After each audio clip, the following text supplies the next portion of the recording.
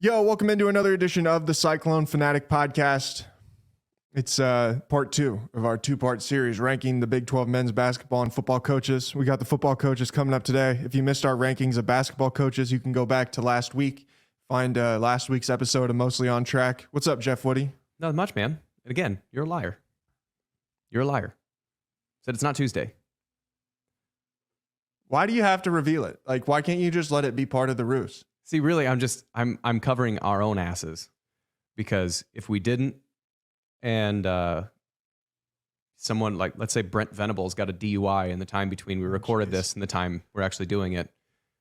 I mean, no offense to Brent Venables. He might be a nice man. Yeah. But we don't know. So we don't want to sound like idiots. Well, in case that any of the Big 12 football coaches have been fired in the last 2 weeks, we did record this on June 22nd. So everybody out there knows exactly what we were doing. Well, it's 9:51 a.m. on June 22nd, 2023. Thank you for your accuracy, Jared. Thank you for your accuracy. At least the public needs to know. The content's still good. The content's still good. Well, we hope so. We haven't recorded it yet. So before we jump into the content, do you want to tell us about Goldfinch Speed? Yeah, so Goldfinch Speed, we talked about this last week, where it is the thing we want to talk about in the last episode was the fact that we don't have to be present to do it. So no matter where you are, no matter what access to facilities you have as far as a school, there is a capacity to get Goldfinch Speed in there, because you, as the coach who has the relationship, you're the one that's doing it. We just build the technique and the logistics and all the infrastructure to be able to do that. The other thing is, if you're an individual, this is another thing. If you are an individual that lives in a rural area or even an area that's densely populated that you don't have access to get in, the individual programs that we have are $19 a month for a speed program and $26 a month for a speed and a strength program. So really, no matter where you are, no matter what access to stuff you have, we've got a service that can hopefully make you a little bit faster to get you, whether it's that starting spot or whether that's all conference or whether that's whatever. It's getting you towards the goals that you want to get to, no matter where you are. All right, ready to hop into the rankings? These rankings are going to be much different as far as last week or last episode. We agreed a lot. We agreed a lot, especially in the middle part. Yeah. This one we are not going to agree upon near as much. I bet we'll agree more than you think. Okay. All right. Number 14, Neil Brown at West Virginia. Country roads, take me home. West Virginia. The bottom of both lists for different reasons. Yeah. The basketball list, they're at the bottom of their list because they currently don't have a coach. So hard to rank Coach WVU. Mm-hmm. It's not there. This one is because Neil Brown has probably the hottest seat in America. Yeah. Like, I wouldn't be, if let's say West Virginia starts. Don't forget Jimbo Fisher. Remember, we did the episode a couple weeks ago. True. But Jimbo Fisher, you got to pay him $76 million to get out of that job. Oh, that's all. I mean, even for A&M, that's a lot of money. Yeah. You're going to pay him $750 million. Like that. And Ryan Day, he was on the list too. Yeah, Ryan Day was somehow on the hot seat list. Get out of here. Get out of here with that. Ohio State, if you fire Ryan Day, you guys are bigger idiots than I thought you were. Anyway, but yeah, Neil Brown is on the hot seat because it feels like they've just consistently underperformed. And again, we talked about it with the basketball, is they can and should be better than they are because they are the show in that area. So them not being good is a surprise. And Neil Brown has been an average to below average. They've never been terrible, but they've been average to below average every single year. All right, I've got Scott Satterfield at Cincinnati at 13.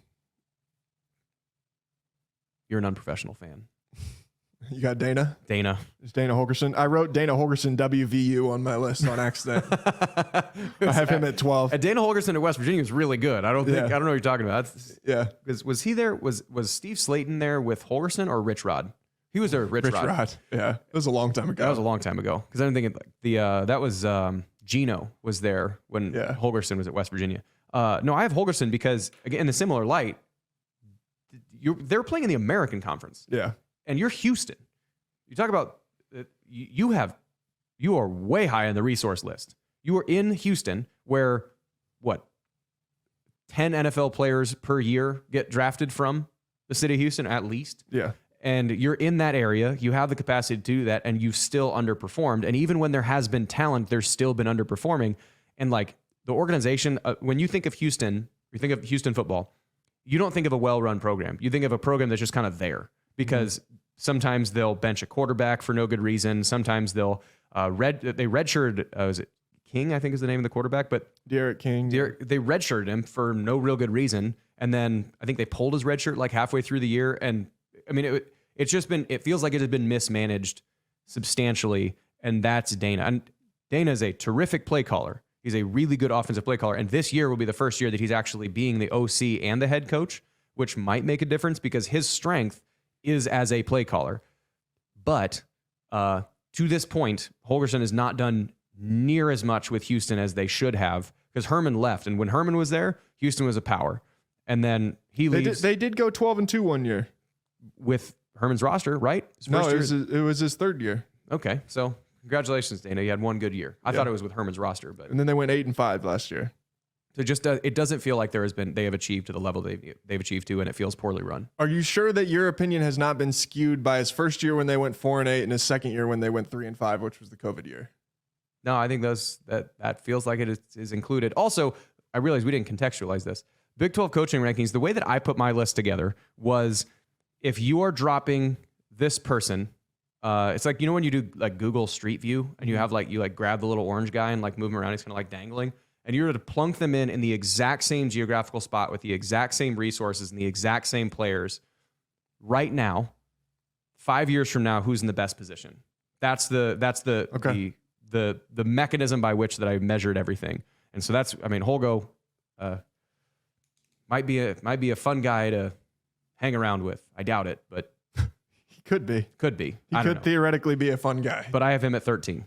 Where do you have Scott Satterfield at number 12 then? Yes. Okay. Scott Satterfield number 12 because he's at Cincinnati because Luke Fickell was at Cincinnati and is now at Wisconsin, and so the carousel turns. And Satterfield, I think he got fired or is a mutual leaving from Louisville because they are bringing in Louisville is bringing in Jeff Brom from Purdue. Yeah. Because he's an alumnus of Louisville. He went 25-24 and 15-18 at Louisville. Yeah. And so Louisville. Just a VL at the end. Yeah. There's no vowel after the V. Louisville. So he was okay at Louisville and an average. And now you're going to Cincinnati, which doesn't feel all that different from Louisville as far as resources and access to players and stuff like that. So I don't know why there would necessarily be a step up because you're also playing in a conference that is, if not, because Louisville in football is an ACC, right? Mm-hmm. So the ACC has been top heavier because Clemson has been in there for a while. But the Big 12 has been substantially deeper. There are less bad teams in the Big 12. There isn't a Clemson, or there hasn't been a Clemson in the conference. But if you have been average in the ACC, you come over to the Big 12, and now you are on the lower end of the totem pole and the resources pole. It doesn't seem like there's going to be much of a difference. So I got Satterfield 12, Holgorsen 13, Neil Brown 14. And he had all of his success at Appalachian State, which I feel like everybody's won in Appalachian State. Even though they had to make the jump from FCS to FBS, I feel like that's a program where generally they win. I think Appalachian State's in Western South Carolina? I thought it was in Boone, North Carolina. Oh, okay, sorry, yeah, Western North Carolina. Like inland North Carolina. Yeah, I think it's in Boone, North Carolina. I remember that. Speaking of App State, I remember watching that App State, Michigan live and being like, what in the world is happening? And then since then, it kind of happens a lot. Yeah, I was going to say that at that time, that was like the most incredible thing of all time that had happened. And now it happens a lot. Yeah, now it happens quite often. All right, at number 11, I have Kalani Sitake at BYU. You have a much less star-studded list than I do, I think, because 11, I have Steve Sarkisian. I have Sarkisian at 9. Okay. So that's 9. So, so I got Sark and I got Sitake at 8. So who do you have 11? 11 is Sark. Oh, okay. So, yeah, my bad. Sark, we've talked about it before. What has Texas done so what has Texas and Sarkisian done to merit the recognition that they are getting? Mm-hmm. Not what they have been on paper. What have they done, physically accomplished? If you could have put a little piece of black tape over the name, what have they done to merit the amount of credit that they are getting? Nothing. The best record that they've had has been what? 10-2, 9-3, maybe in the last like 15 years. So the most wins that Sark has ever had as a head coach has been 9. So what have they done to merit the credit that they're getting? And so you think about that as Sark has consistently underperformed. Texas, even though we're not talking about Texas, we're talking about the Google Street View guy, you drop him in. Texas has underperformed. So now Sark, similar to Dana Holgorsen, is a really good offensive play caller. That is where his strength is. Organizationally, it's not been strong. And so I don't know, if you were to put him as the head coach of Kansas, how many wins does Sark get as the head coach of Kansas? Probably not very many. Not very many, if any, because motivating and organizing, that's where the head coach has to live. So I don't know. Sark is, I think he is a person who can generally handle boosters and donors, which is why he's at these big jobs so much, because he's able to be in a conversation with a multi-billionaire talking about their football program. But as far as organization, I don't think he's cut out necessarily for the job. And again, maybe I'm wrong. Maybe this year they go undefeated and they win the national championship. I doubt it. But there's been nothing in his career that has said that they merit the hype that they're getting. I have Brent Venables at number 10. I got Venables higher than that. So let's go with you talked to Sataki. Yeah. So let's talk about him first, because then he's closer on the list to me. So go for it. I mean, I just think at the end of the day, like we kind of talked about with BYU basketball before, on last week's episode, like they've got all the resources in the world to be really competitive on a year-by-year basis. And they've been pretty competitive at times, but I feel like they've also underperformed at times. And maybe that's because of being an independent, and it just feels like they're kind of out of the conversation. But I don't know. I just don't see them hitting the ground running in the Big 12 the way like that you would think that it's like if you've got a guy that's your top half coach. Well, so what are his statistics as far as record is concerned? I don't know if you have necessarily handy, because I can pull it up. With him, I think he is at the. I like he's 56-34 at BYU. Yeah, so that's a solid record. And granted, the schedule isn't always awesome, but if BYU is 8-4 or 9-3, here I'll read you his records. They kind of okay. So yeah, let's go read the records. 2016 his first year 9-4, 2017 4-9, 2018 7-6, 2019 7-6, 2020 11-1, 2021 10-3, 2022 8-5. Okay, so I mean, still 8-5. It's less. It's more underwhelming. But you have those 10-2 seasons, or that 10-1 season. You have those 12-10-2 seasons, or whatever it is. You have those, and they don't make any noise because you're an independent. So you don't have a natural conference champion or championship to guarantee you in these high position bowl games. Where when Iowa State went to the Fiesta Bowl, it's because they were in a conference to be able to go to the Fiesta Bowl. Mm-hmm. Otherwise, they wouldn't have gone to the Fiesta Bowl. You have to rely on reputation voting and being able to pull from it. So it feels like they're at the disadvantage of that. So now that they're actually in a conference, you can actually play and stack yourself up against other teams in a conference. You're not just like piecemealing from one or the other. Now we actually get to see what they're going to be, not to see what you're made of, but now you get to see what you're made of actually being in a conference. And so for me, he's the one that has him and Venables actually are the ones that could go the highest or the lowest on this list because of what happens once they actually have a little bit of time as the dust settles. All right. I have Joey McGuire at number 8 from Texas Tech. I got McGuire at 10. Okay. So with McGuire, the reason is just I haven't seen it yet. Like there's been nothing to prove success or failure. Like they were average last year, which for Texas Tech, coming from where they were coming from in the Wells era, that's not that bad. No, it's pretty good. I mean, it's good, but they've recruited well. So, but I mean, I got to see it. Yeah. Like in theory, it's cool. Texas is supposed to be good too. They were supposed to win last year, but they didn't. Right. Oklahoma was supposed to be good, and they were supposed to win, and they didn't. So Texas Tech, if they're supposed to be good, we'll see if they are. So which is why I put Venables where I did, because he was still so highly touted coming in and was supposed to be. I mean, remember what the people were like when he came? they literally had a parade for him, coming into town, flying into Norman, and then he went 3-7 or 3-6 in the Big 12. Yeah, and and was sub 500, 6-7 overall. The only thing with there again, like I said, Venables has the highest or lowest on this list because what comes to mind with Venables, so he's in my 7. So I have McGuire at 10, Stake is at 8, and Venables at 7. We'll get to my 9 in a second. But the reason why I have Venables a little bit higher, but is just because of I think that he was on the back foot last year because of quarterback depth. Is when their quarterback got hurt, they had nothing. Now, granted, is that partly the coach's fault? Yes, but it's also that he got hired late in the cycle to actually be able to get that roster solidified. And if you don't have a quarterback, you don't have a team, right, especially in the conference. So, but what this kind of reminds me of a little bit is Gene Chizik, where now granted, he's not coming back to like his alma mater or whatever, but really highly touted defensive coordinator, gets a head coaching job. What is that head coaching job? At Iowa State, trash.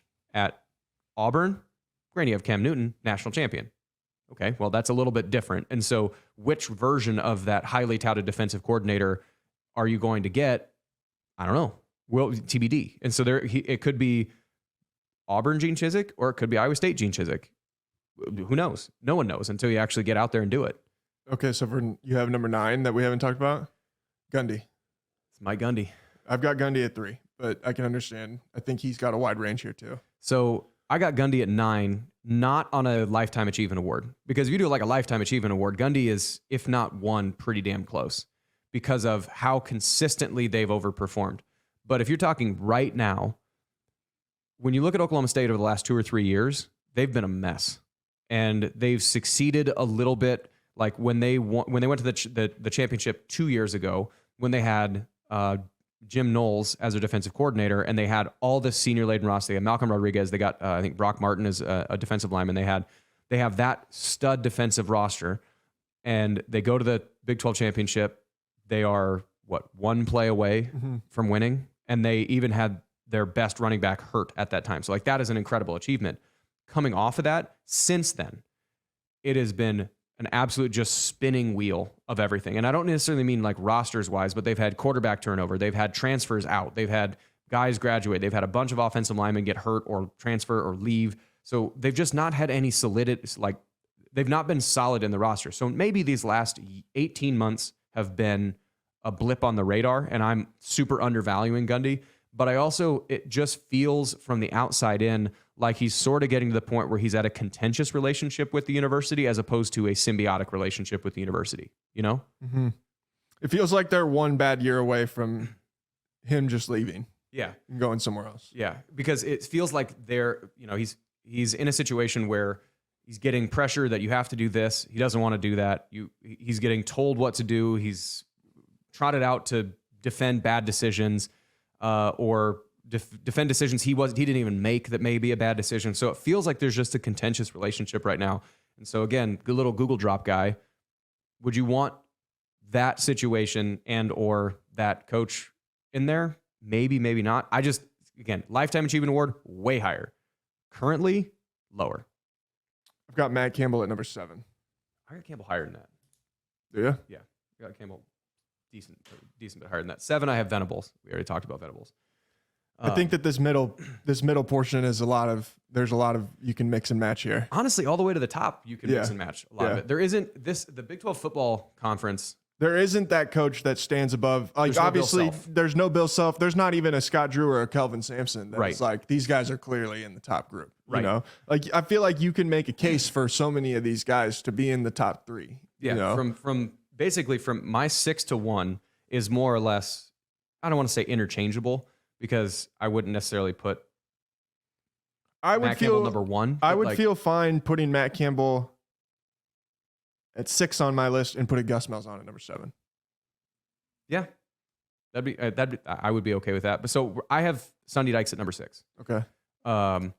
Because in a similar sense to Jerome Tang, you did it once, but you also had one of the you tried to not get your quarterback to be as successful, and they just happened to be successful because you didn't start Max Duggan. Yeah.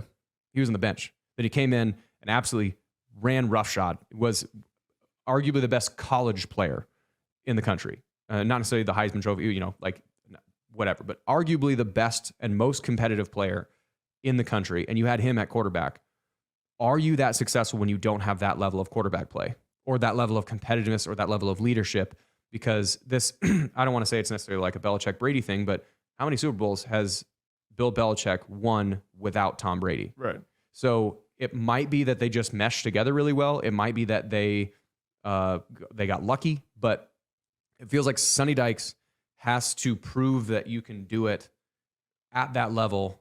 If you're going to be, way higher on this list, you have to do it at that level without Quentin Johnston, without Max Duggan, and without Kendre Miller. Can you do that? Can you do the same thing without that group? I want to redo my whole list now. Why? Because I feel like I undervalued guys. I think I undervalued Matt Campbell.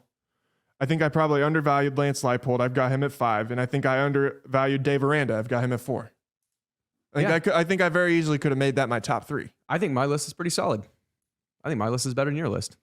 All right. Well, we'll get to the rest of your list after I tell you guys about our friends at Hinterland Music Festival coming up August 4th through the 6th, just south of Des Moines in St. Charles, Iowa. You can get music and camping passes right now on sale at hinterlandiowa.com. What kind of professional operation is this that you're on your cell phone when you're on camera? You're doing an ad read. What do I need to do?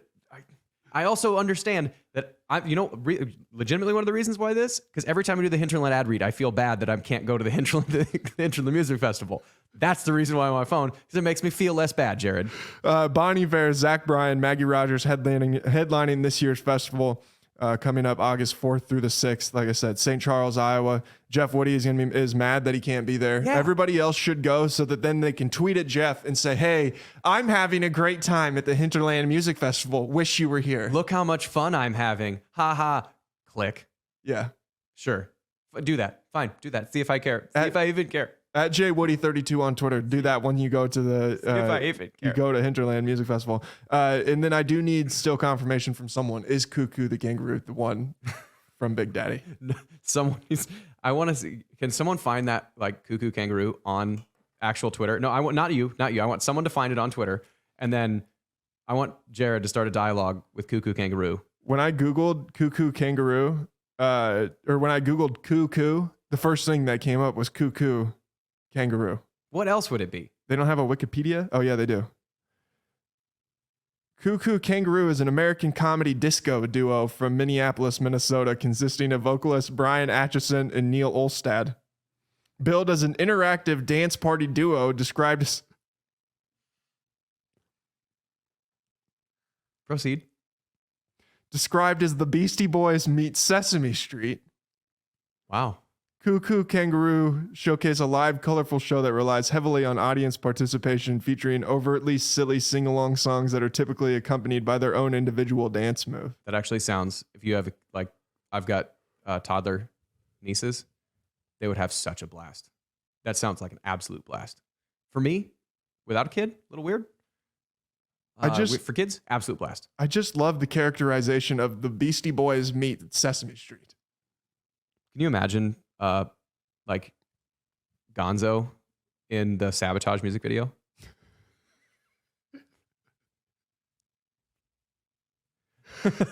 Hinterland Music or hinterlandiowa.com. Get your music and camping passes coming up August 4th through the 6th.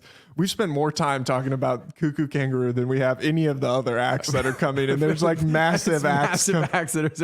Oh, man. Sorry, Maggie Rogers. Need to tell you, too, about our friends at Gravitate Co-working. They've got 4 locations: downtown Des Moines, East Village, Midtown, Windsor Heights, and then out in Jefferson. Maybe you've been at home with your kids for too long. They have been watching way too much Cuckoo Kangaroo on YouTube, and it's just driving you insane. You've heard way too many times Sesame Street and the Beastie Boys come together. You need to get out of your house. You need to go to Gravitate Co-working. You can find out more about them at gravitatecoworking.com. And you can go into an environment where I guarantee you, well, I guess I can't guarantee this. Jeff Wood, I hope that you can guarantee for me that there will be no Cuckoo Kangaroo played at Gravitate Co-working. What if it's absolute bangers? What if they're Well, I kind of want to hear it, bangers? but we don't have headphones, so Not now. Aiden can't play us any. But we'll hear some at some point. We'll hear some at some point. Yeah, we'll hear some at some point. All right, back to the list. What a hard jolt of a transition after an award-winning ad read right there. That was probably one of the best ad reads I've ever done. I'm not gonna lie. I feel good about that. That I had to get some information more on Kuka Kangaroo. Okay. Oh man, I feel like I'm bringing the information to the people. I think this. If anyone fast forwarded through the ad read, now they're curious as to what actually happened during the ad read. Yeah, go rewind it. It's worth it. Please do. It was worth it. It was worth it. I'm telling you right now. All right, where are we at on the list? 5. 5. I have Lance Leipold at number 5 on my list. Oh God. So this is I'm trying to reel from the fact that that you just hard pivot from that performance down to I'm a professional. Well, we're clearly showing the difference between the professional here and the amateur. Yeah, I am an amateur. This guy can't keep up, Aiden. I got Gus Malzahn at number 5. Okay, I had him at 6, like I said before. So I feel like Malzahn is in kind of the mixed bag of results because there was good Auburn Malzahn and there was bad Auburn Malzahn, and then there's been good UCF Malzahn. And I mean, he is a guy that talk about offensive play calling because is he the OC as well at UCF? Because he was when he was at Auburn, he was the play caller and the head coach. I would imagine that's the case, but I don't know for sure that's the case. Darren Hinshaw is the by name offensive coordinator. Okay. I wonder if it's like an Eric Bieniemy situation where more or less Gus is putting the game plan together and he's just the one that's actually doing it, but would be overarching. So I don't know. If you were to put Malzahn in any situation, he's probably going to be successful with it because he seems like a guy who players would actually like. I don't know any stories firsthand, so I could be wrong, but it seems like a guy who is going to be respected and actually kind of liked by the players. So that's Malzahn is definitely a top half guy. Where he falls in that top half, we got to see because you're now back into a big boy conference like they've been before, or like he has been before, but now it's with a group that is on the underdog side with UCF. We should have done this like in tiers because I feel bad that I put Matt Campbell at 7 now. Like I think I should have put him higher. Yeah, you should have. I'm not even gonna defend it. I recognize my mistake. Okay, I recognize it. Well, I understand. People probably already tweeted at you from the first part, and now you're making a contrite apology. Well, I'm sorry that you here. Hold up here. Okay, let's tell everybody the full story of everything that happened here. I made my list at 7:00 this morning. I woke up and I said, "Hey, I know Jeff is going to be prepared. I need to be prepared." When I sat down, I started to put together my list. I was like, "Oh yeah, that looks pretty solid." I was like, I feel like I'm on a pretty good train of thought here. I get here, I'm all ready to go. I'm all set up. I got all my stuff set up. I'm waiting for Jeff, and I'm like, "Hey, where's Jeff? It's 8:00 in the morning. We were supposed to record.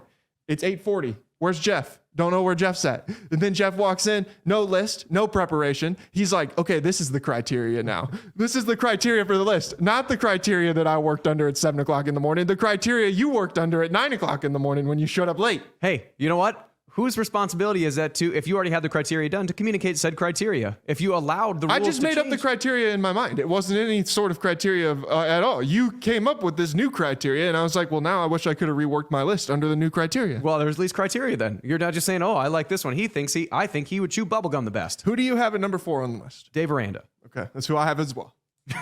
So, after all of that, we got the same number 4. I don't know, Aranda. I like Aranda because it seems like he is. He would seem like an honest person, which sounds weird to say that that's a huge high quality in a coach. But after having been through recruiting and after having dealt with enough coaches, it seems like that honesty is a very rare occurrence. And talk about a team that has overperformed most of the time. They have overperformed at least whomever he has been coaching, whether it's a unit at LSU or whether it's the actual team at Baylor. That unit has overperformed most of the time what the expectations are. If you put Aranda if you swapped Steve Sarkisian and Dave Aranda, how much better is Texas and how much worse is Baylor?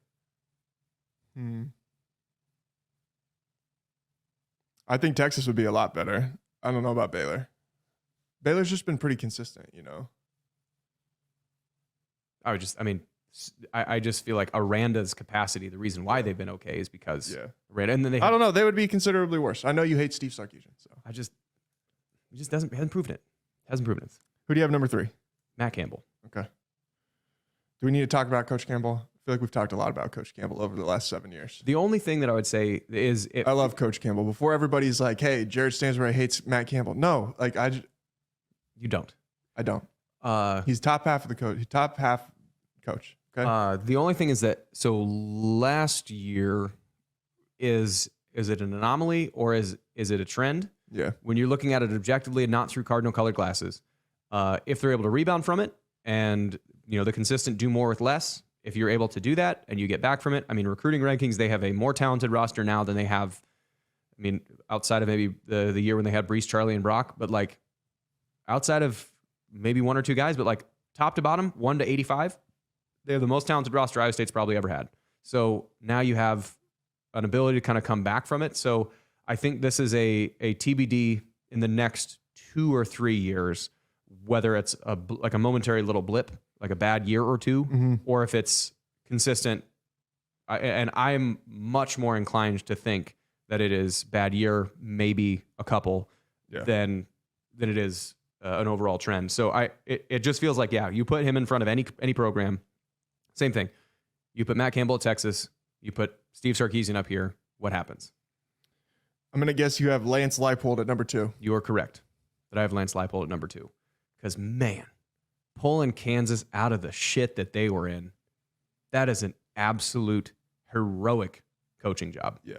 Because Kansas was as bad of a football team as I can remember seeing in college. From execution to effort to motivation, like they would miss gaps. There was times, I think it was 2 years. It wasn't Leopold's. It was the year before Leipold got there. It was when Brock it was Brock's last season, which might have been Leopold's first year. Anyways, 2 years ago. And it was the year when Iowa State beat Kansas like 49-7. And in the first half, it was 35-0. And there were times when the coverage, they were playing cover 2 and they busted on cover 2, which is like, it's like shooting a free throw. It's like missing a free throw consistently because it's a basic, everybody runs it from the time you're 7 years old, and they would bust on a cover 2 to leave somebody just like Joe Skates was the one that comes to mind because I broke it down for Channel 5. Joe Skates standing wide open in the end zone on just a simple like post out route. Like that's it. And so from as awful as Kansas was to the success they've had, I mean, that is an incredible achievement. Now, do I expect him to be at Kansas for forever? I don't, but he's going to be at Kansas for at least a little while, and Kansas is now respectable. Like Jalen Daniels is potentially one of the, if not the player of the year, one of the top 3 for player of the year. And you couldn't imagine 5 years ago that the Kansas quarterback would be in a position where he is the or a favorite for player of the year. So then you got Chris Kleiman at number 1. You do too. No, I've got Sonny Dykes at number 1. You got Sonny Dykes at number 1. I had Chris Kleiman at number 2. Okay. But it's hard to argue with Chris Kleiman. Yeah. Like win 65 national championships at North Dakota State, get your roster, took 4 or 5 years to get your roster to where you wanted it at Kansas State. You have quarterback in and out last year with Martinez, healthy, not healthy, healthy, not healthy. Then you have a backup that when he was in would play fairly well, would either be actually on average was pretty good, but was either really good or really bad. And you still managed to somehow win the conference championship against the potential national runner-up. So like, it's hard to say that Chris Kleiman over the course of his last 15 years and now is not, to me, the best coach in the conference. Yeah. Why did you have Sonny Dykes number 1? What was your rationale for it? I just think the fact that he was able to come in and flip the culture like that with TCU was so impressive.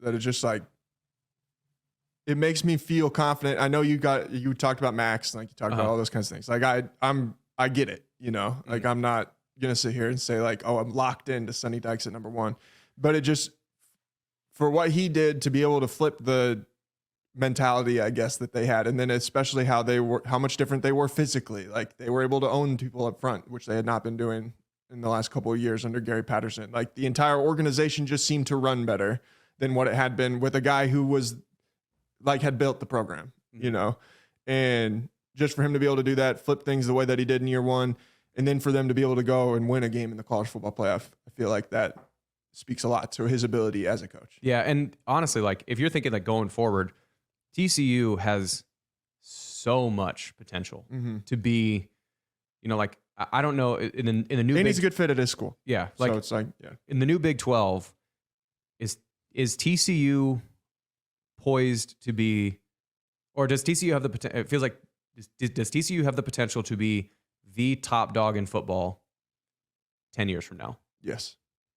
From a resources standpoint, from a success standpoint, from recruiting, TCU in Fort Worth, like that is a rich school. Yeah. And that is a rich alumni base. And that is, Fort Worth is cool. Like it is a place where you could see TCU getting to be, so like this last little bit that they've started, this success they had last year, if they're able to continue even some of that, if they go 9-3 or 10-2, even if they don't win the conference or get into whatever, if they're in that top little tier, TCU is going to be a problem for a while. Yeah, for sure. All right, we've. What do you think of the list, Saden? Well, Matt Campbell's not high enough. That's already. Yeah. Yeah, Jeff nailed it, I think. I mean, I'm really high on Lance Leipold too, mainly because I was the OC under him in my NCAA 14 dynasty. Oh. So, always been high on him. One thing too, I think Mike Gundy might be on his way out. You think so? I don't think he's built for the NIL era because he just doesn't care about it. And It's fair. Yeah. He does seem like, why the hell should I care? You want to come here? You don't want to come here. Yeah. I don't care. Yeah. It's fair. But I think like the Dave Aranda, the Matt Campbells, and the Lance Leipold are kind of trending in college football because Yeah. it's the coaches who, I don't know, seem to care more about their player. Give a shit. Yeah. That to Now, if a player thinks that their coach doesn't give a shit about him, just go on to the next school. Find someone who does give a shit about him. which I'm all for that. I think that's the biggest, to me, that is the biggest, I mean, jumping off point to a bigger conversation. That to me is the biggest benefit of the immediate transfer rule and somewhat NIL. Like I think NIL kind of muddies it a little bit, but like the immediate transfer rule, if you're a Woody Hayes, Bo Schembechler style coach who is notorious for, run you into the ground until you puke. And everyone's like, I'm a better man for it. Yeah, it's because you went through that experience. It doesn't necessarily mean that that's the best experience that you could have had. Imagine going through, like when you compare the two different options, Bob Knight or John Wooden, which one is probably going to make you a better person? Which one's probably going to have a better time actually being there? You're going to feel more respected by John Wooden than a Bob Knight. So I know the way Dan Dockich acts compared to the way that guys that went to UCLA act. So yeah. I'd say that we know how that worked out. So, and Steve Alford, being honest. So you have in the NIL immediate transfer rule, if let's say prior to this, a coach gets you to commit, you're stuck. Like they know you're stuck. So I can push you around. I can treat you like as much trash as I need to. I can disregard you as much as I want. You don't have anything to do. You have no leverage to respond to this. Versus if even in like an employer-employee relationship, if you signed a contract for 5 years that you would personally have to buy out, and that employer doesn't like what you're doing, you're stuck. You have no leverage in being able to do it. But this NIL thing makes it not NIL. The immediate transfer rule means that if I commit to you and you say I want you to play running back for my purposes, and then you move me over to linebacker against the choice that I don't want to do that. But you say the only way that you can play on this team is move over to linebacker. And then they go, well, now you're going to be an offensive guard. And you're like, I don't like this. Or you scream at somebody or treat them like garbage. And I don't like this. I would like to leave. Then you can. And it forces you to actually treat the players like little humans. God forbid that you treat an 18-year-old, 19-year-old kid like a human. So I do really like that is where things go. And even a guy like Saban, who is as stern as he is, he feels like a stern father figure, whereas Bobby Knight felt like an abusive father. Like that's sort of where the difference is. So I don't know. I like the point you're saying of like the Leipolds, the Arandas, even Climate, like the guys that are actually care about your players, makes it so people want to play for you and they stay longer. And it's just, that is where everything should go, and it should have been there a while ago. All right. We'll be back with a new episode, a fresh new episode for you guys next week here on the Cyclone Fanatic Podcast Network. Peace.